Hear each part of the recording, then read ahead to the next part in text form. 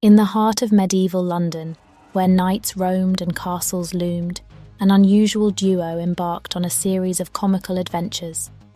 Sherlock Holmes and Dr. John Watson, renowned for their crime-solving prowess in Victorian England, found themselves transported back in time to the 14th century, thanks to an enigmatic time-travelling artifact. Upon their arrival, Sherlock and Watson were met with perplexing mysteries that were unlike anything they had encountered in their familiar Victorian setting.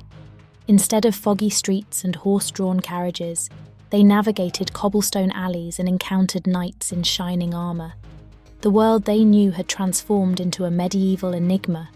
Sherlock, with his keen deductive skills, quickly embraced the challenge. Donning a cloak and tunic, he transformed himself into Sir Sherlock of Baker Street, the brilliant detective of medieval London. Dr. Watson, ever the loyal companion, became Squire Watson, assisting in Sherlock's investigations with a hint of skepticism and humour. Their first case involved the mysterious disappearance of the village blacksmith's prized sword, said to have magical properties. Sherlock, with his usual flair for observation and deduction, discovered that the sword had been stolen by a mischievous jester who hoped to use its rumoured powers for his comedic acts. As they solved this comical medieval mystery, Sherlock and Watson became local heroes, earning the admiration of villagers and royalty alike. They were invited to solve a myriad of cases, from missing goblets to disappearing dragon hoards, all while navigating the quirks and oddities of medieval life. One of their most memorable cases involved the enigmatic Scroll of Mirth, a document that held the secret to the kingdom's most cherished jests. When the scroll vanished, leaving the kingdom in laughterless disarray, Sherlock and Watson embarked on a quest that took them from jesters' guilds to jesting tournaments. Along the way, they encountered eccentric characters, including a minstrel with a penchant for puns and a falconer who communicated solely through the language of birds. Each clue and twist in the case brought with it a fresh wave of hilarity and absurdity. As the first half of the story unfolds, it paints a picture of Sherlock Holmes and Dr. Watson's comedic escapades in a medieval setting. The mysteries they solve are steeped in the humour and eccentricity of the time, creating a whimsical blend of the classic detective duo in a bygone era. The tale sets the stage for even more comical twists and turns in the second half of the story. As Sherlock and Watson continued to solve cases in medieval London, they faced increasingly bizarre and comical challenges. One memorable investigation involved a missing royal jester's hat, rumoured to bring laughter to anyone who wore it. The trail led them to a jesters' competition, where they encountered an array of eccentric jesters, from the acrobatic to the absurd.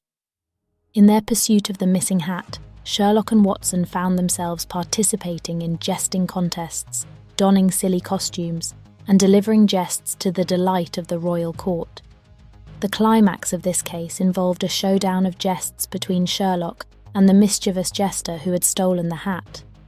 With wit and humour, Sherlock's jest outshone his opponents, and the hat was returned to its rightful place, bringing laughter back to the kingdom.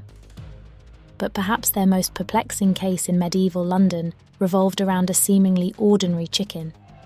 The villagers believed it to be the source of strange occurrences, from spontaneous fits of laughter to objects mysteriously floating in the air. Sir Sherlock, with his sharp intellect, discovered that the chicken had ingested a rare herb that induced hilarity when its feathers were plucked. The duo's efforts to pluck the chicken's feathers without causing laughter resulted in a slapstick sequence of comedic mishaps, leaving them both covered in feathers and in fits of laughter themselves.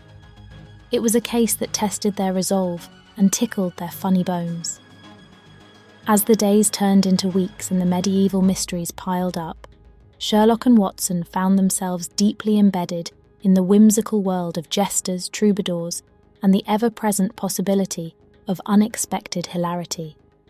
They had not only adapted to their new surroundings, but had also embraced the absurdity of it all.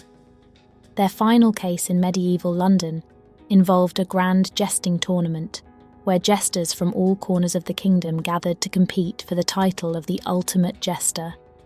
Amidst jesting duels, slapstick contests, and pun-filled performances, Sherlock and Watson uncovered a plot to rig the tournament.